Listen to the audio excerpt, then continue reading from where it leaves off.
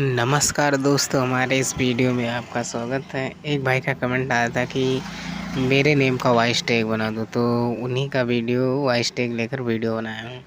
और जिस भाई को अपना वॉइस टैग बनवाना हो तो वो कमेंट करे। अगर आल पैक या फिर लुक्स या ब्रेक पैटर्न या कुछ भी चाहिए तो कमेंट करें, मैं उसका वीडियो लेकर आऊँगा। और इसका डाउनलोड लिंक जो है डिस्क्रिप्शन बॉक्स में है, वहाँ से डाउनलोड कर लीजिए। 2 स्टेप में पासवर्ड है जो वीडियो में कहीं पर भी दिखाया जाएगा।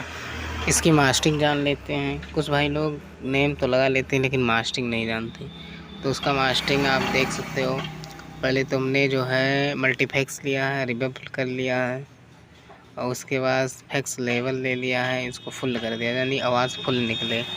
फिर ले लिया है मल्टीफैक्स, फिर बिट 4 पर सेट कर दिया, जिससे आपका भाई क्वालिटी में आवाज़ निकलता है, बार बार बोलता है।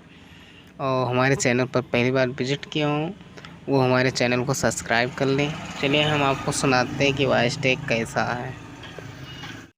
DJ DJ Vivek Vivek DJ DJ DJ S S S DJ DJ DJ Pradeep Pradeep Pradeep DJ DJ DJ Sonu Sonu Sonu Sonu DJ DJ